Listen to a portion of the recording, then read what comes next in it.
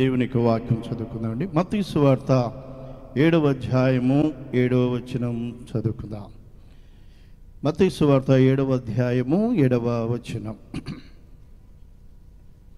అడుగుడి మీకు ఇయ్యబడును, వెదుకుడి మీకు దొరుకును. చిన్న ప్రార్థన. ప్రేమగల తండ్రి, మీ నామ స్తుతులు స్తోత్రము చెల్లించుకుంటున్నాం ప్రభువా. దీనదాసునైనా నన్ను ఈ సమయంలో ఇక్కడ నిలబెట్టిన విధానాలు చెల్లిస్తాం తండ్రి. నీకు వందనాలు. నన్ను నీ సిలువ చాటును మరుగుపరిచి మాకు కావలసిన వర్తమానం మాకు దయచేయండి ప్రభువా. మాతో మీరు సూటిగా మాట్లాడండి. మేము ఏ విషయంలో తప్పిపోతున్నామో, ఏ విషయంలో మేము తొలగిపోతున్నామో నీ వాక్యము ద్వారా మాకు తెలియచేయండి ప్రభువా. నీకు వందనాలు. నీ మాటలు మేము వినడమే కాదు, హృదయంలో భద్రపరుచుకుని వాక్యానుసారమైన జీవితం జీవించడానికి సహాయము చేయమని యేసయ్య నామములో అడుగుచున్నాము తండ్రి, ఆమేన్. అడుగుడి మీకు ఇయ్యబడును, వెదకుడి మీకు దొరకును. మొదటి మాటను గురించి ఈ పూట ధ్యానం చేసుకుందాం. అడుగుడి మీకు ఇయ్యబడును. చక్కటి వాగ్దానము దేవుడు మనకు అనుగ్రహిస్తున్నాడు. అడగడమే ఆలస్యం, ఇవ్వడానికి దేవుడు సిద్ధంగా ఉన్నాడు. అయితే ఏ విధంగా అడగాలనేది మనము తెలుసుకోవాలి. ఎవరి దగ్గరికి వెళ్ళి 1,000 రూపాయలు అడగాలంటే త్వరగా వెళ్ళి అమ్మ చూడు 1,000 రూపాయలు ఉంటాయి అంటే ఏమంటుంది, నా దగ్గర దాచేవా అంటుంది అనమాట కదా. అడిగే విధానం చాలా ఉంటుంది. నెమ్మదిగా వెళ్ళి కూర్చోవాలి. ఏంటమ్మా వచ్చామంటే చిన్న పని నుండి వచ్చాను అనాలి, నెమ్మదిగా సార్ తీయాలి, చాలా ఉంటాయి అన్నీ. అన్న తర్వాత అన్నీ మాట్లాడిన తర్వాత అబ్బాయి ఎక్కడ ఉంటున్నాడమ్మా, అమ్మాయి ఎక్కడ ఉంటున్నాడమ్మా అని ఇవన్నీ మాట్లాడిన తర్వాత ఏం చేయాలి, అప్పుడు అడగాలన్నమాట. అప్పుడు అడిగిన తర్వాత ఇస్తానుండమ్మా అని వెళ్ళి తీసుకెళ్ళి బీరులో తీసుకొచ్చి ఇస్తారు. రాగానే 1,000 రూపాయలు ఉంటే చూడంటే ఏడాది దాచేవేంది అంటుంది అన్నమాట. అడిగే విధానం తెలుసుకోవాలి. దేవుని స్తోత్రం, హల్లెలూయా. దేవుని వాక్యం సెలవిస్తుంది, అడుగుడి మీకు ఇవ్వబడును అన్నాడు దేవుడు. అడగండి మీకు ఇస్తాను. కానీ ఏ విధంగా అడగాలో మనము తెలుసుకోవాలి. బైబిల్ గ్రంథం నుంచి మనం గమనిస్తే మొదటి రాజుల గ్రంథము 3వ అధ్యాయము 12వ వచనములో మాట ఉంటుంది. నీవు ఇలాగు అడిగినందున నీ మనవిని నేను ఆలకించుచున్నాను అంటున్నాడు. నీవు ఇలాగూ అడిగినందున సొలొమోను దేవుణ్ణి అడిగాడు. అడిగినప్పుడు దేవుడు అడుగుతున్నాడు, నీవు ఇలాగూ అడిగినందున. ఏ విధంగా అడిగాడు? అడిగే విధానం తెలుసుకోవాలి. ప్రియమైన దేవుని బిడ్డలారా, దేవుని సన్నిధానమునకు వచ్చి చాలామంది చెయ్యి అంటారు. అసలు అర్థం కాదు నాకు. అసలు అంత డిమాండ్ ఎందుకు చేస్తారో నాకు అర్థం కాదు. ఈ ప్రభువా చెయ్యి నాయనా, చేసేయి అంటారు. ఒకటే మాట కదా, అంత డిమాండ్ అనమాట. డిమాండ్ ఉండకూడదు దేవుని దగ్గర. ప్రార్థన అంటే అర్థం ఏంటంటే మనము తగ్గించుకునే అనుభవం కావాలి. దేవుని స్తోత్రం, హల్లెలూయా హల్లెలూయా. ప్రార్థన అనగానే ఏమంటామండి, మోకరించాలి, తలలు వంచాలి, కళ్ళు మూసుకొని ప్రార్థన మనము చేయాలి. కానీ ప్రార్థనలో డిమాండ్ ఎంత, చేసేసేయి అంటమే కదా, అడిగేటివే. ఇచ్చేసేయి ప్రభువా, చేసేయి నాయనా, ఇవ్వు అంట కాదు. అడిగే విధానం తెలుసుకోవాలి. అడగగానే సరిపోదు, అడిగే ఎవరిని ఏ విధంగా అడగాలో తెలుసుకోవాలి. చాలామంది ఉంటుంది కదా, మా బావగారు మాట అనేవాడు, గుణం ఎదుగు బతకరా గోవల సన్న అని ఓ మాట ఇప్పటికీ మాకు గుర్తు. ఆ మాట గుణం ఎదుగు బతకాలంట, గుణం ఎదుగు అడగాలి. ఈయన ఎట్లా అడిగితే ఇస్తాడు, ఏ విధంగా అడిగితే ఇస్తాడు అనేది తెలుసుకోవాలి. అప్పుడు మనం ఎవరి దగ్గర నుంచి అయినా పొందగలం. అట్లాగే దేవుని దగ్గరికి పొందుకునే విధానం ఒకటి ఉంది. అది సొలొమోను పొందుకున్నాడు. దేవుని స్తోత్రం, హల్లెలూయా హల్లెలూయా. వాక్యం చదవబడిన వాక్యంలో గమనిస్తే, నీవు ఇలాగూ అడిగినందున నీ మనవిని నేను ఆలకించుచున్నాను అంటున్నాడు. ఏ విధంగా అడిగాడు? దేవుని ఏ విధంగా అడిగాడు మనం గమనించినట్లయితే ద్వితీయోపదేశకాండం మొదటి రాజుల గ్రంథం 3వ అధ్యాయము 3వ వచనం చూద్దాం. అతడు యెహోవా యందు ప్రేమ ఉంచెను అంటుంది. దేవుని యందు ప్రేమ ఉంచే అనుభవం మనకు కావాలి.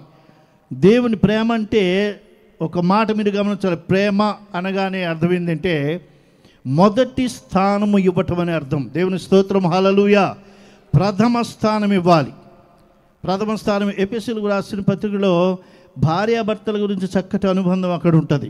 ఎఫెసీయులకు రాసిన పత్రిక 5వ అధ్యాయం 33వ వచనంలో గమనిస్తే అక్కడ ఉంటాడు, తన భార్యను ప్రేమింపవలెను. అది ప్రేమింపవలెను. భార్యకి ఏం చెప్తాడు? మళ్ళీ ప్రేమింపాలన్నాలుగా, తిరిగి ప్రేమించాలి కదా, భార్య కూడా ప్రేమించాలి కదా. భార్య గురించి ఏమంటాడండి అక్కడ? తన భర్త యందు భయము కలిగి ఉండాలి. ఈ రెండు డిఫరెంట్గా ఉంటుంది. భర్తకి ఏమంటాడు? భార్యను ప్రేమించాలి. ప్రేమించడం అంటే అర్థం ఏంటి? ఒకటే గమనించి, ప్రేమ అని మాట రాగానే మొదటి స్థానం ఇవ్వడం అనేది గుర్తుంచుకోవాలి. దేవుని స్తోత్రం. హల్లెలూయా, హల్లెలూయా. భర్తను భార్యను ప్రేమించాలి అంటే అర్థం ఏంటంటే, ఏ మాటైనా ఏ విషయమైనా తన భార్యకు ముందుగా చెప్పాలి. అది ప్రథమ స్థానం. విలువ ఇవ్వటం అన్నమాట. భార్యకు విలువ ఇవ్వటం. ప్రేమించడం అంటే ఏదో కాయలు తెచ్చి పళ్ళు తెచ్చి అమ్మ తిను అంటే కుదరదు. ఈ కాదు. ముందు ప్రథమ స్థానము ఇవ్వాలి. ప్రేమించడం అంటే ఏంటండి? ప్రథమ స్థానము ఇవ్వాలి. ఇక్కడ అంటున్నాడు, యెహోవా యందు ప్రేమ ఉంచెను. దేవునిని ప్రేమించే అనుభవం కావాలి. దేవుని వాక్యం సెలవిస్తుంది, నీ భార్య కన్నను, నీ తల్లిదండ్రుల కన్నను, నీ బిడ్డ కన్నను దేవునిని ఎక్కువ ప్రేమించాలి. ప్రభువైన యేసుక్రీస్తు వారు ఒకసారి ఇట్లా బోధిస్తూ ఉండగా తన తల్లి సహోదరుడు వచ్చినప్పుడు చెబుతున్నారు, అయ్యా యేసయ్యా, నీ తల్లిని నీ సహోదరులు వచ్చారయ్యా అంటే, ఎవరు నా తల్లి, ఎవరు నా సహోదరుడు? వాక్యము వింటున్న మీరే నా తల్లియు నా సహోదరులు అంటున్నారు. దేవుని స్తోత్రం. హల్లెలూయా, హల్లెలూయా. దేవుని వాక్యమునకు ముందు సమయం ఇవ్వాలి, ముందు ప్రాధాన్యత ఇవ్వాలి. ముందు ఆలయమా, ఇల్లా, దేవుని వాక్యమా, ఇల్లా, ప్రార్థన, ఇల్లా, ఏది ముఖ్యమనేది గమనించుకొని ప్రథమ స్థానం ఇచ్చే అనుభవం కావాలి. ఈ సొలొమోను యెహోవా యందు ప్రేమ ఉంచెను అంటున్నాడు. ద్వితీయోపదేశ కాండమును మనం గమనిస్తే, నీ పూర్ణ హృదయముతోను, నీ పూర్ణ ఆత్మతోను, నీ పూర్ణ శక్తితోనంట. మనకి ఎంత బలం ఉంటుందో, ఎంత శక్తిగా ఎంతగా ఉందో అంతగా దేవునికి స్థానం ఇవ్వాలంట. ముందుగా అంతగా దేవుడిని మనం ప్రేమించాలి. పేతురుని అంటున్నాడు దేవుడు, నీవు నన్ను ప్రేమించుచున్నావా? మొదటిసారి అడిగినప్పుడు ప్రేమించుచున్నానయ్యా అన్నాడు. రెండవసారి కూడా అడిగాడు, ప్రేమించుచున్నావా? మూడోసారి కూడా అడుగుతున్నాడు, అందరికంటే నీవు నన్ను ఎక్కువగా ప్రేమించుచున్నావా? ఓసారి అడిగితే సరిపోతుంది, రెండోసారి అడిగితే అసలు కోపం వస్తుంది, మూడోసారి అయితే అంటాడు. ఎన్నిసార్లు అడిగాడని దేవుడు? 3 సార్లు. ఎంత శ్రద్ధగా జవాబు చెప్పాడు తెలుసు. పేతురు, నీవు నన్ను ప్రేమించుచున్నావా? ప్రేమించుచున్నా. మరలా అడిగాడు, నీవు నన్ను ప్రేమించుచున్నావా? నిన్ను ప్రేమించున్నానయ్యా అన్నాడు. నీవు అందరికంటే నన్ను ఎక్కువగా ప్రేమించుచున్నావా? అందరికంటే ఎక్కువ ప్రేమించే అనుభవం కావాలి. ఇందాక ఉదాహరణ చెప్పాను, తన భార్యను ప్రేమింపాలి. ఎందుకో తెలుసా? అక్కడ తల్లిదండ్రులు విడిచిపెట్టి తన పురుషుడు ఏం చేస్తాడంటే తన భార్యను హత్తుకొనును. అందువలన ఆమెకు విలువ ఎక్కువ ఇవ్వాలి. ప్రియమైన దేవుని బిడ్డలారా, ఏ విషయమైనా ముందుగా చెప్పే అనుభవం కావాలి. అప్పుడే ఆ భార్యకు ప్రథమ స్థానం ఇచ్చినట్లు, ఆ భార్యను నువ్వు ప్రేమించినట్లు. ప్రియమైన దేవుని బిడ్డలారా, భార్య తన భర్తను ఏం చేయాలని భయపడతాడు. ఉడికిపోవటం కదా, అబ్బో వస్తాడు. భయానికి సాదృశ్యం చెప్పారు ఒకసారి. ఆది కాండములో 22వ అధ్యాయంలో ఒక మాట ఉంటుంది. ఏమంటున్నాడండి? ఒక్కగానొక్క కుమారుణ్ణి నువ్వు ఇవ్వడానికి నీవు వెనుతీయలేదు కనుక నీవు దేవునికి భయపడువాడని నాకు అర్థమవుతున్నది. భార్య ఏం చేస్తుంది? భార్యని భర్త ప్రేమిస్తే ఆ భార్య ఏం చేస్తుంది తెలుసా? తనకు తగ్గించిన కూడా ఏం చేస్తుందండి? అక్కడ తన భర్తకు ఎప్పుడో వస్తాడు, ఆయనకి ఉంచాలని ఏం చేస్తుందండి? అక్కడ ఉంచాడు. ఈయన అడుగుతాడో లేదో తెలియదు కానీ, అమ్మ నువ్వు తిన్నావా చూసావా అని అంటాడో లేదో కానీ, ఆమె ఏం చేస్తుందంటే తన భర్త కోసము ఉంచుతుంది. దేవుని స్తోత్రం. హల్లెలూయా. తన భర్తకు ప్రథమ స్థానం ఇస్తుంది. ప్రేమ అంటే మొదటి స్థానం ఇచ్చే అనుభవం మనకు కావాలి. ఇక్కడ సొలొమోను యెహోవా యందు ప్రేమ ఉంచెను. దేవునిని అడగడానికి, దేవునికి ఏది కావాలన్నా మనం అడగడానికి ఒక అనుభవం కావాలి. ఏంటంటే దేవునిని ప్రేమించే అనుభవం. దేవుని వాక్యాన్ని ప్రేమించాలి, దేవుని మందిరాన్ని ప్రేమించాలి, దేవుని సన్నిధిని మనం ప్రేమించే అనుభవం మనకు అక్కడ కావలసిన విధానంగా మనం ఉంది. దేవుని స్తోత్రం. హల్లెలూయా. దేవుని వాక్యం ఉంది, యెహోవా ధర్మశాస్త్రమును ప్రేమించువాడు అని ఉంటుంది. దేవుని ధర్మశాస్త్రమును ప్రేమించాలి. మోషే ధర్మశాస్త్రం వేరు, దేవుని యొక్క ధర్మశాస్త్రం వేరు. మోషే ధర్మశాస్త్రం అయితే కంటికి కన్ను, పంటికి పన్ను. దేవుని యొక్క ధర్మశాస్త్రం అయితే నిన్ను వలె నీ పొరుగువారిని ప్రేమించుము. నన్ను వలె నా పొరుగువారిని ప్రేమించాలంటే ఏంటంటే, నేను సల్ది కూర తినను, సల్దన్నం తినను. కానీ మనం ఏం చేస్తామండి, ఎవరన్నా బెగ్గవారు వస్తే ఏం చేస్తాడండి, అదే తీసుకొచ్చి వేడి అన్నం ఎంతమంది వేస్తున్నారు. మిమ్మల్ని మీరు పరిశీలించుకోండి. తల్లులు ఉంటారు, తల్లులేగా చేసేది. అమ్మా కాస్త ఏమైనా భోజనం పెట్టమ్మా, అన్నం పెట్టంటే ఉండయా ఉడుకుతుంది 2 నిమిషాలు ఉండు వేస్తానని వేసేవాళ్ళు ఎంతమంది, వేడి అన్నం ఎంతమంది వేస్తారు. ఆ వాక్యాన్ని జాగ్రత్తగా గమనించారా? నిన్ను వలె నీ పొరుగువారిని ప్రేమించుము. ఎవరికైనా వస్త్రం ఇచ్చేటప్పుడు మంచి వస్త్రం ఇవ్వండి. ఇది చిరిగింది కదా, ఈ మూల చిరిగింది, ఆ మూల చిరిగింది, ఆ మూల నలిగింది, నాకు పనికి రాదు అనేది మాత్రం ఎవరు ఇవ్వద్దు. దేవుని స్తోత్రం. హల్లెలూయా, హల్లెలూయా. దేవుని యొక్క ధర్మశాస్త్రం నువ్వు ప్రేమించినట్లయితే, దేవుని యొక్క ధర్మశాస్త్రం నువ్వు చదివినట్లయితే ఈ అనుభవాలు నీకు కలిగి ఉంటాయి. దేవుని స్తోత్రం. హల్లెలూయా. యెహోవా ధర్మశాస్త్రమును ప్రేమించే అనుభవం కావాలి. దేవుని మందిరాన్ని ప్రేమించే అనుభవం కావాలి. అందుకు దావీదు అంటున్నాడు, యెహోవా మందిరమునకు వెళ్ళిదమని జనులు నాతో అనినప్పుడు నేను సంతోషించుతున్నాను. ప్రథమ స్థానము దానికి ఇవ్వాలి. యెహోవా యందు ప్రేమ ఉంచే ఈ అనుభవం కలిగి దేవునిని అడిగే అనుభవం మనకు కావాలి. రెండో అనుభవం చూద్దాం. చూడండి, మొదటి రాజుల గ్రంథమే 3వ అధ్యాయము 8వ వచనం చూద్దాం. మొదటి రాజుల గ్రంథము 3వ అధ్యాయం 8వ వచనము, నీ దాసుడనైనా నేను అంటున్నాడు. అంటే తనకు తాను తగ్గించుకునే అనుభవం కావాలంటే, ప్రార్థించేటప్పుడు చెప్పాను కదా, ప్రార్థించేటప్పుడు మనము తగ్గించుకునే అనుభవం కావాలి. ఏమంటున్నాడో తెలుసా? ఇతడు రాజయ్యుండు కూడా ఏమంటున్నాడు, నీ దాసుడనైనా నేను అంటున్నాడు. దీనత్వము కలిగి ఉండాలి. దావీదు ఏమంటున్నాడో తెలుసా? ఈ దీనుడు మొర్ర పెట్టగా. మహారాజు అయ్యుండి దావీదు కూడా ఏమంటున్నాడో తెలుసా? ఈ దీనుడు మొర్ర పెట్టగా. 34వ దావీదు కీర్తన 6వ వచనంలో ఉంటుంది, ఈ దీనుడు మొర్ర పెట్టగా. మనము తగ్గించుకొని ప్రార్థన చేసే అనుభవం. ప్రార్థన అంటే ఏంటండి? ప్రభువా నాకు అది కావాలి, ఇది కావాలని అడిగేటప్పుడు అది మన వల్ల కాదన్నప్పుడు ఏం చేయాలంటే, అవతలనే మనం అడగాలి. నీ ఇంటిలో కారం లేకపోతే ఏం చేస్తావు? బయటికి వెళ్ళి, అమ్మ కొంచెం కారం ఉంటే అమ్మ, దీనంగా అడగాలి. తప్ప కొంచెం కారం ఉంటే అంటే కొద్దిగా ఏడొద్దు, నువ్వు దాచావంటది ఇక్కడ కదా. జాగ్రత్తగా అడగాలి, చాక దీనంగా అడగాలి. అమ్మ కొంచెం కారం ఉంటే కొంచెం ఇస్తాను, తర్వాత వేస్తాను, తర్వాత ఈ అనుభవం కావాలి. కొంచెం కారం ఉంటే కొంచెం పట్టరా, లోపలికి కదా పట్టరా అంటే ఇక్కడ దాసేవింది నీ కోసం ఉంటుంది అనమాట. జాగ్రత్తగా అడగాలి, దీనత్వము గడగాలి. అందుకనే దేవుని వాక్యం సెలవిస్తుంది, నీవు దీన వస్త్రమును నీవు ధరించుకొనుము. దీన వస్త్రాన్ని మనం ధరించుకోవాలి. దేవుడు మనకు రక్షణ వస్త్రాన్ని ఇస్తాడు. యెషయా గ్రంథం 61వ అధ్యాయంలో 3వ వచనంలో, తర్వాత 10వ వచనంలో ఉంటుంది, దేవుడు మనకు ధరింపజేస్తాడంట. నీతి వస్త్రాన్ని మనకు ధరింపజేస్తాడు, ఉల్లాస వస్త్రాన్ని మనకు ధరింపజేస్తాడు, రక్షణ వస్త్రాన్ని మనకు ధరింపజేస్తాడు, నీతి వస్త్రాన్ని మనకు ధరింపజేస్తాడు. కానీ ఈ దీన వస్త్రాన్ని మనమే ధరించుకోవాలంట. ఈ దీన వస్త్రాన్ని మనమే ధరించుకోవాలి. చూడండి, మొదటి పేతురు రాసిన పత్రిక 5వ అధ్యాయం 5వ వచనంలో, దీన మనస్సు అను వస్త్రమును ధరించుకొని, దీన మనస్సు కలిగి ఉండాలి, దీనత్వము కలిగి ఉండాలి. అందుకని దావీదు అంటున్నాడు, ఈ దీనుడు నీకు మొర్ర పెట్టగా నీవు ఆలకించుచున్నావు అంటున్నాడు. ప్రార్థించేటప్పుడు మనం దీనత్వము కలిగి ఉండాలి. మనము తగ్గించుకోవాలి. మన వల్ల కాదనే కదా ప్రార్థిస్తున్నాం. ప్రభా ఇది జరగాలనైనా, అది కావాలనైనా అన్నప్పుడు ఏంది, మన వల్ల కాదు. నువ్వు ప్రార్థన చేస్తున్నావంటే నీ తల్లిదండ్రుల వల్ల కాదు, నీ భర్త వల్ల కాదు, నీ భార్య వల్ల కాదు, నీ పిల్లల వల్ల కాదు. కాబట్టి మనము దేవుణ్ణి అడుగుతున్నాము. అడిగే సమయంలో మనము దీనత్వము కలిగి మనము అడిగే అనుభవం కావాలి. ఇక్కడ వాక్యంలో ఉంటుంది, దీనని మనస్సు అను వస్త్రము నీవు ధరించుకొని అంటున్నాడు.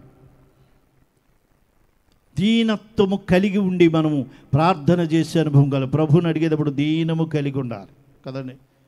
ఇప్పుడు అడుక్కునే వాళ్ళు కూడా అడగట్లేదు, బయటికి వెళ్ళి చూస్తుంటే మనమే చూడాలి. వద్దు అన్నాడు. అసలు వాయిస్ను కూడా వదులుతుంది. మేము అరిచి మా బలవంతం మేము పోగొట్టుకుంటున్నాం. ఏడన్నా పాటలు పాడి వాక్యం చెప్పి అరిచి మేము చేస్తాం. అసలు ఆడ అడగడండి, అరవడు. అసలు అడగను కూడా అడగడు. లేదు పోతాడంతే. అసలు అడగడు. మీరు గమనించండి ఈసారి. ఆడు నిలబడతా ఉంటాడు బస్ స్టాండ్లో, అక్కడ రైల్వే స్టేషన్ ఉంటాడు కదా. మనమే చూడాలి, మనమే చేయాలి. పో అనాలి, అప్పుడు పోతాడు. అప్పుడు వరకు పోడు, ఇట్లా చూస్తాడే ఉంటాడు. అయ్యా అని కూడా అడగడు, వాయిస్ కూడా రాదు. ఎంత ఖర్చు, ఎంత బలం ఉన్నాడు కాడికి, ఎంత శక్తి వాడికి ఏమవుతాయి, రోగాలు ఏమి రావు కదండి. మేము అరిచి అరిచి కదా, ఆడు అడగను కూడా అడుగు ఏంటి ఓ అంతేకాదు, మాట కూడా మాట్లాడు. అంటే వాడిని గమనిస్తే ఎట్లా ఉంటుందండి, దీనత్వము. దేవుని స్తోత్రం, హల్లెలూయా. అడిగాడు ఆ కథ ఇవ్వండి అంటే ఇస్తాం మనము.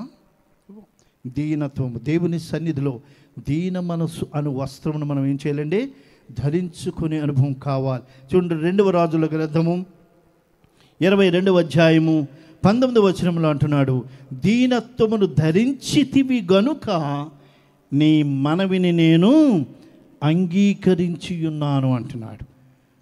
2వ రాజుల గ్రంథము 22వ అధ్యాయం 19వ వచనము, దీనత్వమును నీవు ధరించితివి గనుక నీ మనవిని నేను అంగీకరించి ఉన్నాను అంటున్నాడు. దేవుడు కూడా మన దగ్గర కోరేది ఏంటంటే ఆ దీనముగా అడుగు అంటున్నాడు కదండి. ఇద్దరిని మనకు దేవుడు మాదిరి చూపించి వెళ్ళాడు. ఎవడండి? పరిసయ్యుడు, సుంకరి. పరిసయ్యుడు ఏం ప్రార్థన చేస్తాడు, దేవా నేను చోరుని కాదు, నేను దొంగని కాదు, నేను వ్యభిచారిని కాదు, హంతకుని కాదు. ఇదిగో పక్కన ఉన్నాడు ఇట్లాంటి కూడా కాదు, మళ్ళీ ఆడి మీద ఎడుతున్నాడు, ఆడిగాడు చెప్పుకోకుండా. ఇది ఎక్కడ కూడా కదండి. చాలామంది ఏం చేస్తారు, మాకే జరగాల, మాకే అవ్వాలి అంటే ఎవరికి జరగాలని కదండి. ఆలోచన చేశారా? అయ్యే మాటలు వస్తాయి, గమనించండి. మా ఇంటి మీద పడాలా, మా అబ్బాయికే జరగాల, మా అమ్మాయికే జరగాల, మాకే జరగాల అంటే ఎవరికి జరగాలని? పక్కింటోడికి జరగాలని కదండి. ఆ ఇంటోడికి జరగాలి, ఎదురింటోడికి జరగాలని వాళ్ళ ఉద్దేశం అన్నమాట. ఎవరికి జరగకూడదని ఉండదు, ఇట్లాంటిది ఎవరికి జరగకూడదని ఆయన అనడు. మాకే జరగాల, మాకే అవ్వాలా, మాకే ఉండాలా కదండి. ఈ సుంకర్ కూడా అట్టాగే అంటున్నాడు. ఏమంటున్నాడు వీడు, ఈ పరిసయ్యుడు అంటున్నాడు, సుంకర్ లాంటి వాడిని కూడా నేను కాను అంటున్నాడు. కానీ సుంకర్ ఏ విధంగా ప్రార్థన చేస్తున్నాడండి, ఆకాశం వైపు కూడా కన్నులెత్తుటకు ధైర్యము చాలక రొమ్ము కొట్టుకుని, దేవా నేను పాపిని, నీవు నన్ను క్షమించు అని ప్రార్థన చేశాడు. ఇద్దరు ప్రార్థన చేసి బయటికి వెళ్ళిపోయిన ఆలయం నుంచి ప్రభు అంటున్నాడు, అతని కంటే ఇతడు నీతిమంతుడిగా తీర్చబడి ఇంటికి వెళ్ళెను. దేవుని స్తోత్రం, హల్లెలూయా, హల్లెలూయా. దినదినము వినయులమై దేవుని ప్రార్థించెదము. ఒక్కరోజు కాదు ప్రియమైన దేవుడు, దినదినము వినయలమే. ఒకరోజు కన్నా ఒకరోజు వినయలమైపోవాలంట మనం దేవునికి. దేవుని సన్నిధానంలో వినయము కలిగి ప్రార్థన చేసే అనుభవం కావాలి. భక్తుడు ఎంత చక్కగా రాశాడట పాట, దినదినము వినయులమై దేవుని ప్రార్థించెదము. దినకరుణ ఘనుడితడే సతతము బ్రోచును మనలన్. దినదినము వినయలమై మనం ప్రార్థన చేసే అనుభవం కావాలి. ఒకరోజు కన్నా ఒకరోజు తగ్గించుకునే అనుభవం కావాలి. ప్రభు కూడా మనల్ని అదే అడుగుతున్నాడండి. చూడమాట మీకా గ్రంథము 6వ అధ్యాయము 8వ వచనంలో ఒక మాట ఉంటుంది. మీకా గ్రంథము 6వ అధ్యాయము 8వ వచనంలో ఉంటుంది, దీన మనస్సు కలిగి నీ దేవుని ఎదుట ప్రవర్తించుటయే కదా దేవుడు నిన్ను అడుగుచున్నాడు. అదే కదా నిన్ను అడుగుతున్నాడు. ఏమడుగుతున్నాడు? మనం ఏంటో, ఒరే క్రమంగా బడికి వెళ్ళరా, చదువుకోరా. అదేగా మనం అడిగేది పిల్లల్ని. చదువుకోరా, బాగా చదువుకోరా. ఒరే ఆడు చూడరా, ఆడు ఎట బాగా చదివాడు, ఈయన చూడరా, ఆడు ఎట్ట గుడ్లు కోసుకుంటున్నాడు, చదవక బడికి వెళ్ళక, చదువుకోరా. ఇదేగా మనం అడిగేది పిల్లల్ని. అంతగానే ఏమైనా అడుగుతామా? ఏమండి, చదువుకోరా. ఇక్కడ దేవుడేమో అడుగుతున్నాడు, వినయము కలిగి ప్రవర్తించు, వినయము కలిగి ఉండు. అంతే కదా దేవుడు నిన్ను అడుగుతున్నాడు. ఎవరైనా తీశారండి మాట? చదువుతారా? చదువు.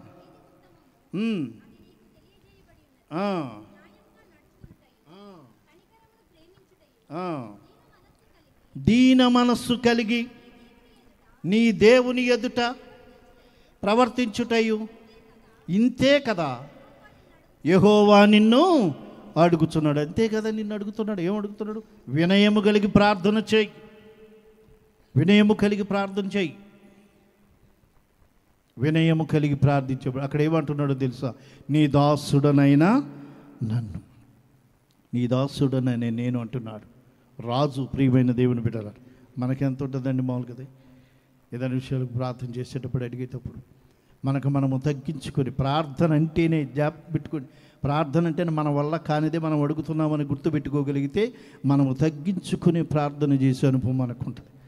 ఈ ప్రభువా చేయి, ప్రభువా తగ్గించు, ప్రభువా ఏనా అంటే కుదరదు. అక్కడ డిమాండ్ చేయడానికి కుదరదు. ప్రియమైన దేవుని బిడ్డలు, తగ్గించుకునే ప్రార్థన, వినయము కలిగి ఉండటమే కదా నేను నిన్ను అడుగుతున్నాను. అంతగానేమని కావాలి? దీన మనస్సు ధరించుకొని, దీనత్వము కలిగి, మన ప్రభు అయిన యేసుక్రీస్తు వారు కూడా దీనత్వము కలిగి గాడిద మీద ఎక్కగలిగాడు. దేవుని స్తోత్రం, హల్లెలూయా హల్లెలూయా. ఎంతగా తగ్గించుకున్నాడండి? గాడిద మీద ఎక్కేంతగా తగ్గించుకున్నాడు. మనం ఉండలేమా? ఆయన బిడ్డలమైన మనము దీనత్వము మనకొద్దా? దీనత్వము మనం కలిగి ఉండలేమా? దీనముగా ఉండి ప్రార్థన చేసే అనుభవం కావాలి. వినయము కలిగి ప్రార్థన చేసే అనుభవం కావాలి. మనకై మనము తగ్గించుకునే అనుభవం కావాలి. నీ దాసుడనైనా నేను 10 మంది కుష్ఠవ్యాధులు దేవుని దగ్గరికి వెళ్ళి చేయనుకుంటారండి. నీకిష్టమైతే ఏమంటున్నారండి? మీకిష్టమైతే మమ్మల్ని శుద్ధులుగా చేయండి. ఆ ప్రభువా మమ్మల్ని శుద్ధులుగా చేయి అన్నాడు కదా. నయమాన్ వెళ్ళాడు, దేవుని దాసు దగ్గరికి వెళ్ళాడు. వెళ్ళి అయ్యా ఇదిగో నాకు బాగాలేదు, బాగు చేయి అన్నాడు. పోయి అక్కడ నదిలో మునుగు అన్నాడు. అంతే 7 సార్లు మునుగు, వాడికి అదే పడే శిక్ష, అంతకన్నా ఏమి లేదు. లేకపోతే ప్రార్థించేవాడు తగ్గేది, వెళ్ళిపోయేది, అయితే అయిపోయేది. అక్కడ వెళ్ళట్లేదు. ఆ కుష్ఠవ్యాధిగ్రస్తులు అడుగుతున్నారు, నీకిష్టమైతే నన్ను శుద్ధులుగా చేయి అన్నాడు. నయమాన్ ఏమంటున్నాడు? ఇదిగో ఈ అమ్మాయి చెప్పింది, చాలామంది చెప్పారు, నువ్వు బాగు చేస్తున్నావు అంటే నన్ను బాగు చేయి అన్నాడు. అయితే వెళ్ళిపో అందులో మునుగు అన్నాడు. పోయి ఆడ పోయి మునుగు, తెలుస్తుంది. ఒకసారి కాదు, ఎన్నిసార్లు అండి? 7 సార్లు మునిగితేనే కానీ మనోడికి రాలేదు కదా. మరి 10 మంది కుష్ఠవ్యాధులు వస్తున్నారు. ఏమన్నాడు? నాకు ఇష్టమే, మీరు శుద్ధులు కావడం నాకు ఇష్టమే అన్నాడు. వాళ్ళు దారిలో వెళుతుండగానే శుద్ధీకరింపబడ్డారు. దేవుని స్తోత్రం, హల్లెలూయా హల్లెలూయా. దేవుని మాటకు లోబడి అనమాట. దీనత్వం ఉంటేనే లోబడతాం. ప్రియమైన దేవుని బిడ్డలారా, దీనత్వము కలిగి కదండి. పేతుర్ని ఏమన్నాడు దేవుడు? ఏమన్నాడు? ఇదిగో కొంచెం లోతుకెళ్ళి అక్కడ వలలయ్యి అన్నాడు. బాబు ఎవరమో మాకు తెలియదు, మేము చేపలు పట్టేవాళ్ళం, ఎక్కడ పడతాయో మాకు తెలుసు, ఎప్పుడు పడతాయో మాకు తెలుసు, మాకే పడలేదు. రాత్రంతా మేము శ్రమపడిన ఒక్క చేప కూడా మాకు పడలేదు. ఇక్కడ పడతాయి, ఇందులో పడతాయి, ఇక్కడ పడతాయా? ఎక్కడ పడవు. చాలామంది వెళ్ళిపోయారు. ఈ పేతురు ఏమన్నాడు తెలుసా? రాత్రంతా మేము కష్టపడ్డాము, కానీ ఒక్క చేప కూడా మాకు పడలేదు. ఏమన్నాడు? అదే అయినా, ఏమన్నాడండి? అయినా నీ మాట చొప్పున నేను వలలు వేస్తాను అంటున్నాడు. నీ మాట చొప్పున ఎంతగా తగ్గించుకున్నాడండి. యేసుప్రభు అంటే తర్వాత తెలిసిందేమో కానీ ముందు ఆయనకు తెలియదు. ఎవరో చెప్తున్నాడు, మనం అంటే ఇక్కడికి వెళ్ళవయ్యా, అడేవట్టి ఎట్టేస్తాడు. నేను జాలర్ని, చేపలు పట్టేవాడిని, ఎక్కడ దొరుకుతాయో నాకు తెలుసు, ఎక్కడుంటాయో నాకు తెలుసు. నువ్వు ఇక్కడ ఏమంటావేంటి? కొంచెం ఒడ్డు దగ్గరికి వెళ్ళి ఏమంటావేంటి? ఇక్కడ ఏం పడతాయి చేపలు? ఎక్కడ పడితే మేము అంత దూరం లోపలికి ఎందుకు వెళ్తాం మేము? అయినా నీ మాట చొప్పున నేను వలలు వేస్తానని విస్తారమైన చేపలు పొందుకున్నాడు. దేవుని స్తోత్రం, హల్లెలూయా హల్లెలూయా. వినయము కలిగి వచ్చి దైవజనులు అడుగుతారు, అయ్యా ప్రార్థన చేయండి ఫలానా. అమ్మా ఇంకా కొంచెం ప్రార్థన చేయి, ఇంకా బలంగా ప్రార్థన చేయి, ఇంకా ఉండి ప్రార్థన చేయి అని చెప్పారు అనుకోండి. ఇక ఏం చెప్పాలా? మేము చేస్తలేదో ప్రార్థన అనుకున్నామంటే కుదరదు. ఇంకెక్కడో లోపం ఉంది, ఇంకెక్కడో దోషం ఉంది. దైవజనుడి ద్వారా తెలియచేస్తున్నారు కాబట్టి అదేదో తెలుసుకొని మరి ఇంకగా ప్రార్థన చేసే అనుభవం మనం కలిగి ఉండాలి. దేవుని స్తోత్రం, హల్లెలూయా. ప్రభువైన యేసుక్రీస్తు వారు కూడా శిష్యులను అడుగుతున్నారు, మరి కొద్దిసేపు మీరు మెలకువగా ఉండలేరు. అప్పుడే నిద్ర వస్తుందా? అప్పుడే నిద్ర వస్తుందా? ఆల్ నైట్లు అయినా పోయినాయి, హాఫ్ నైట్లు అయినా పోయినాయి, హాఫ్ నైట్లు పోయిగా క్వార్టర్ నైట్లు వచ్చేసి ఇప్పుడు ఏమి లేదు. ఇక గతంలో మొట్టమొదటి చేసేవారు ఆల్ నైట్ ప్రేయర్ అంటే సాయంత్రం 6 గంటల నుంచి ఉదయం 6 గంటల వరకు చేసేవాళ్ళు. ఇక పోయింది, ఎత్తేసి 9 గంటల నుంచి 8 గంటల వరకు, 12 గంటలకి, 12 గంటల కానీ టిఫిన్లు బాగా దిట్టంగా పెట్టేసి ఇక పొండి అంటున్నారు. అది పోయింది. ఇక అది కూడా తగ్గించి 9 గంటల నుంచి 11 గంటలు. అమ్మా 2 గంటలే రండి, ప్రార్థనకు రండి, బతివలాల్సుకోవస్తుంది ఆల్ నైట్ ప్రేయర్కి కదా. పోయింది. యేసుప్రభు అంటున్నాడు, మరి కొద్దిసేపు మెలకువగా ఉండి మీరు ప్రార్థన చేయలేరా? దేవుని మాట వినగలిగి, వినయము కలిగి ఆయన మాట మనం వినగలిగి ఆశీర్వదించబడతాం. దేవుని స్తోత్రం. హల్లెలూయా, హల్లెలూయా. మనకై మనము తగ్గించుకొని వినయము కలిగి దీన మనస్సు మనము ధరించుకున్నట్లయితే ఏది అడిగిన దేవుడు మనకు అనుగ్రహిస్తాడు. దేవుని స్తోత్రం. హల్లెలూయా. మూడో మాట మనం చూద్దాం. చూడండి, మొదటి రాజుల గ్రంథమే 3వ అధ్యాయం 8వ వచనంలో రెండో మాట ఉంటుంది. మొట్టమొదటి మాట ఏంటంటే అక్కడ నీ దాసుడనైనా నేను అని చెప్పి, తర్వాత ఏమంటున్నాడంటే నీ జనుల మధ్యలో నేను ఉన్నాను అంటున్నాడు. దేవుని బిడ్డలమైన మనము దేవుని ప్రజలతో ఉండాలి, దేవుని జనులతో కలిసి ఉండే అనుభవం కావాలి. పౌలు భక్తుడు అంటున్నాడు, అన్యులతో నీకేం పని, అవిశ్వాసులతో నీకేమి పని అంటున్నాడు. దేవుని ప్రజల మధ్యలో ఉండే అనుభవం కావాలి. అందుకనే అబ్రహాం దేవుని ఆశీర్వదించాలనుకున్నాడు. కాబట్టి ఏమన్నాడు, ఎదువా నీ దేశము నుండి, నీ తండ్రి ఇంట నుండి, నీ బంధువుల యొద్ద నుండి నేను చూపించు దేశమునకు రా, అక్కడ నేను నిన్ను ఆశీర్వదిస్తానంటున్నాడు. అది విగ్రహములను పూజించే దేశం. ప్రియమైన దేవుని బిడ్డలారా, అబ్రహాం యొక్క తండ్రి విగ్రహాలను తయారు చేసేవాడు. అబ్రహాం నెత్తిన పెట్టి అమ్మురారా బాబు అంటే విగ్రహాలు నమ్ముకొచ్చి ఓడి, ఎందుకు ఇది గొడవ, రారు బాబు రారు, నీ దేశాన్ని విడిచి వచ్చేసేయి, నీ తండ్రిని విడిచిపెట్టి వచ్చేసేయి, నీ బంధువుల దగ్గర నుంచి వచ్చేసేయి. హెబ్రోనుకు తీసుకెళ్ళాడు. అక్కడ ఎవరన్నాడే దేవుని యొక్క సహవాసం. హెబ్రోన్ అంటే ఏంటంటే దేవుని అక్కడికి రమ్మన్నాడు దేవుడు. అక్కడికి వెళ్ళిన తర్వాత మాత్రం దేవుడు దీవించాడు, ఆశీర్వదించాడు. అక్కడికి వెళ్తాకి అబ్రహాం గారికి ఎన్ని రోజులు పట్టిందండి? ఎన్ని సంవత్సరాలు పట్టింది? 24 సంవత్సరాలు పట్టింది. అక్కడికి తిరిగి అటు తిరిగి ఇటు తిరిగి వెళ్ళి అక్కడికి వెళ్ళేటప్పటికి 24. అక్కడ దేవుడు ఒగ్గబట్టుకుని కూర్చున్నాడు దేవుడు. ఎప్పుడు వద్దామా, ఎప్పుడు చేద్దామా, ఎప్పుడు చేద్దామా. కానీ ఇక్కడున్న శాలేం రాజు గారు 1,000 రూపాయలు నాకు చేతి ఇచ్చి, భగవాన్ దాస్ గారు వస్తారా, ఆయనకి రాగానే ఈ అంకులు అన్నాడు అనుకో, ఈయన రాలేదనుకో ఏం చేయాలి? అవి నేను ఖర్చు పెట్టకుండా ఉండదు, ఆయనకి ఇవ్వడానికి ఉండదు. ఆయన ఎప్పుడు వస్తాడో రారా బాబు నీకోసం చూస్తున్నాను రా నాని కదా, శాలేం రాజు గారు ఇచ్చారని అమ్మయ్య భారం వదిలిపోద్దునా కదా. దేవునికి అదే భారం. నీ కుమారుని ఇస్తాను రారా బాబు అంటే అక్కడికి రావడానికి 24 సంవత్సరాలు. రాగానే దేవుడు తన 3 దూతలను పంపించి, పోండి ఆయన భోజనం ఎవరు పడతాడో కమ్మగా తిని ఆశీర్వదించారు. అంటే లోపలికి వెళ్ళిన తర్వాత శారా వచ్చేటికి నీ ఒడిలో కుమారుడు ఉంటాడు అన్నాడు. ఆమె పసుకుని నవ్విందనుకో, అది వేరే విషయం పాపం అంది. అదైతే అయినా దేవుడు ఇచ్చాడు. దేవుని స్తోత్రం. హల్లెలూయా. ఆశీర్వదించాలనుకున్నాడు కాబట్టి నీ జనుల మధ్యలో నుంచి బయటికి రా, దేవుని ప్రజల మధ్యలో ఉండాలి. దేవుని జనుల మధ్యలో ఉండే అనుభవం మనకు కావాలి. ఎక్కడుంటున్నాం మనం, ఎక్కడ మనం సహవాసం చేస్తున్నాం, ఎవరితో మనం కలిసి ఉంటున్నాం, మనం పరిశీలించుకునే అనుభవం కావాలి. ఎఫ్రాయిం అని ఉన్నాడు, అతడు ఏం చేశాడంటే అన్యజనులతో కలిసిపోయాడట. ఆ మాట మనం చూద్దామా? హోషేయ గ్రంథం చూద్దాం. చూడండి, హోషేయ గ్రంథం 7వ అధ్యాయము 8వ వచనం మనం చదువుకుందాం. హోషేయ గ్రంథం 748వ పేజీలు ఉంటుంది చూడండి. ఎఫ్రాయిము ఎవరు తిప్పివేయబడని అప్పము వంటి వాడైపోయాడంట. ఎందుకో తెలుసా? అన్యజనులతోటి కలిసిపోయాడంట. అన్యజనులతో కలిసిపోయి ఏమైపోయాడు? ఎవరు తిప్పవేయబడని అప్పము వంటి వాడైపోయాడు. మాదైతే దోశ అంటారు, ఇక్కడ దోశనా? పెనం మీద వేసి కాసేపు అటు ఎవరో వచ్చారేమో అటు వెళ్ళు, బయటికి వెళ్ళరండి, ఏమైపోద్ది ఇది? ఏహది ఎత్తి అట్లా గడబెట్టి గీకడమే పని. గీకి అది చుట్టుకుంటా తీసుకెళ్ళి అది ఎవరికైనా పనికి వస్తుందా? ఎవరికైనా తినడానికి పనికి వస్తుందా? అట్లా తయారవుతామంట మనం. ఎవరు? మనం. ఎప్పుడు?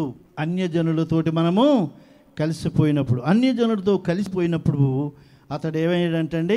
ఎవరు తిప్పవేయబడని అప్పము వంటి వాడైపోయాడంటే ఎఫ్రాయిము. ప్రియమైన దేవుని బిడ్డలారా, దేవుని ప్రజల మధ్యలో ఉండాలి. అందుకని వాక్యం సెలవిస్తుంది, ఎక్కడైతే 2 3 నా నామం పేరట కూడిందురో వారి మధ్యలో నేను ఉంటానంటున్నాడు. దేవుని స్తోత్రం. హల్లెలూయా, హల్లెలూయా. దేవుని ప్రజల మధ్యలో ఉండాలి, దేవుని జనుల మధ్యలో ఉండాలి. ఎక్కడన్నా ఇల్లు అది తీసుకోవాలనుకుంటే వాళ్ళు మనవాళ్ళేనా ఆడికి వెళ్ళాలి, లేకపోతే కుదరదు ఆడికి కదండి. వాళ్ళ మధ్యలోకి వెళ్ళిపోతారు. కదా, వాళ్ళ మధ్యలోకి వెళ్ళిపోయి ఖరీదైనా సరే ఇళ్ళ అద్దెలుకుంటారు చాలామంది కదండి. ఆడికి వెళ్ళిపోయాడు ఉంటారు. ఒకళ్ళు మా ఊరోళ్ళు అని తగిలేరా మామూలుగా ఉండదు ఆడు కదా. మా ఊరోళ్ళు అనేటప్పటికి వాళ్ళు ఎవరైనా కానీ అది ఎక్కడున్నా కానీ వెళ్ళి ఏం చేస్తారంటే ఇల్లు అద్దెకి దిగిపోతూ ఉంటారు. స్వజనులు అనమాట, మా ప్రజలు. ఈ లోక సంబంధంగానే అట్లాగుంటే దేవుని బిడ్డలమైన మనం ఎట్లా ఉండాలండి? దేవుని జనుల మధ్యలో ఉండే అనుభవం కావాలి. వీళ్ళు ప్రార్థన చేస్తారా లేదా, వీళ్ళు పాటలు పాడతారా లేదా, దేవుని సన్నిధికి వెళతారా లేదా, వారి మధ్యలో మనం ఉండే అనుభవం కావాలి. పౌలు భక్తుడు అంటున్నాడు, వాళ్ళు వేరుగా మీరు దూరంగా వెళ్ళిపోయి వారికి వేరుగా మీరు ఉండండి అంటున్నాడు. అన్యజనులతో మీకు సహవాసం ఎందుకు, అవిశ్వాసులతో మీకు జోడి ఎందుకు, అవధేయులతో మీకు జోడి ఎందుకు, దూరంగా ఉండి అంటున్నాడు. దేవుని జనుల మధ్యలో ఉండాలి. ఇక్కడ ఏమంటున్నాడో తెలుసా సొలొమోను, నీ జనుల మధ్యలో నేను ఉన్నాను. దేవుని యందు ప్రేమ ఉంచాడు, తనకు తాను తగ్గించుకొని ప్రార్థన చేస్తున్నాడు. దేవుని ప్రజల మధ్యలో ఉండి అతడు దేవుణ్ణి అడుగుతున్నాడు. అప్పుడు దేవుడు అంటున్నాడు, నీవు ఇలాగు అడిగినందున నీ మనవిని నేను అంగీకరించి ఉన్నాను, నీ మనవిని ఆలకిస్తున్నాను. నీవైతే జ్ఞానం అడిగావు, వివేకమును అడిగావు, కానీ దానితో పాటు ఏం కలిగిస్తున్నాడండి? ఐశ్వర్యమును ధనమును నేను నీకు ఇస్తున్నాను. మనం ఏది అడగాలో అదే అడగాలండి, జాగ్రత్తగా అడగాలి. నువ్వు ఇల్లే అడుగు, అట్టంటి ఇల్లు అని అడగబాకు. నీకు ఇంకా మంచి ఇల్లు ఇవ్వాలనుకుంటున్నాడు దేవుడు, నువ్వు అది అడుగుతావేంటి? నివాసం అడుగు, ప్రభువా నాకు ఇల్లు లేదు, ఒక ఈ గృహం దయచేయని అడుగు. దేవుడు నీకు మంచి గృహాన్ని ఇస్తాడు. దేవుని స్తోత్రం, హల్లెలూయా హల్లెలూయా. నీకు బండి లేకపోతే అయ్యా నాకు ఒక మంచి బండి నాయన, వెహికల్ నాయన అని అడుగు. నీకు మంచి వెహికల్ దేవుడు నీకు ఇస్తాడు. ఏది ఇవ్వాలనుకుంటాడో అది నీకు ఇస్తాడు. నీకు ఏది అవసరమో అది అడుగు, అంతవరకు అడుగు. నీకు పలాంది కావాలని అడగబాకు. అట్టాడిది కావాలి, ఇట్టాడిది కావాలి, అది నీకెందుకు, నా వల్ల కాదు అట్టాడు దేవుడు, నీకెందుకు వద్దు. నీకు ఏది కావాలి, గృహం కావాలితే అయ్యా నాకు మంచి గృహం ఈయన అయినాడు, ఏ క్లాసు నెంబర్ 1 గృహాన్ని దేవుడు ఇస్తాడు. దేవుని స్తోత్రం, హల్లెలూయా.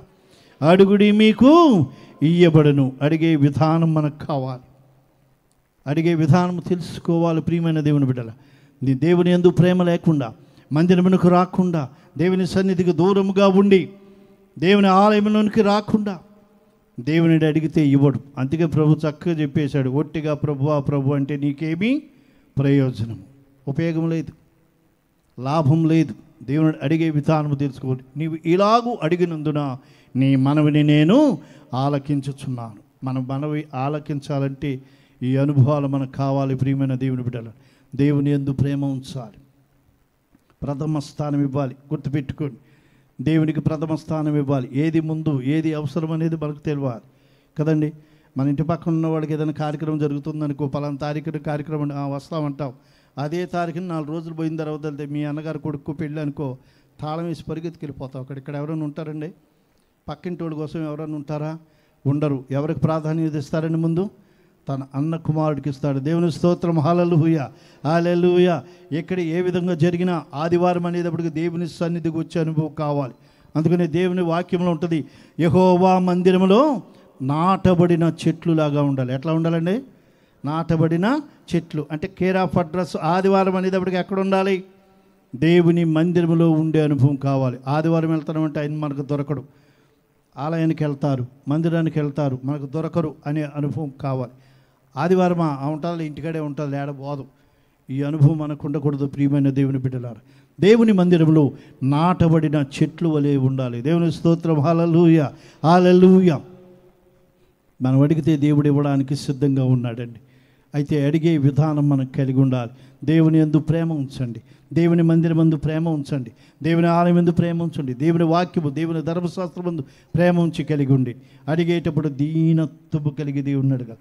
మనకై మనము తగ్గించుకొని, ప్రభువా నా వల్ల కాదు నాయన, నీవే చేయాలి, నీవు చేయగల దేవుడువు, నీవు ఇవ్వగల దేవుడువు, నీవు ఇచ్చే దేవుడువు, నీవు చేయగల దేవుడు అని దేవుని అడగగలిగితే దేవుడు అనుగ్రహిస్తాడు. ప్రియమైన దేవుని బిడ్డల, తర్వాత దేవుని ప్రజల మధ్యలో ఉండాలి. మనం ఏ స్థితిలో ఉంటున్నాము, ఎక్కడ కదండి.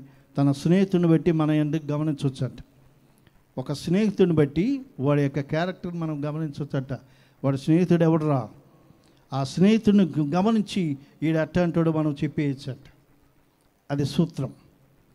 అట్లాగే మనం ఎవరితోటి ఉంటున్నాం, ఎవరితోటి మనం స్నేహంగా ఉంటున్నాం, దేవుని ప్రజలతోటి స్నేహంగా ఉండే అనుభవం కావాలి. దేవుని స్తోత్రం. హల్లెలూయా, హల్లెలూయా. ఈ అనుభవాలు మనం కలిగి ఉన్నాము లేదు, మనం పరిశీలించుకొని మనం సరిదిద్దుకునే అనుభవం కలిగి ఉందాం. ఈ కొద్ది మాటలు దేవుడు దీవించి ఆశీర్వదించును గాక.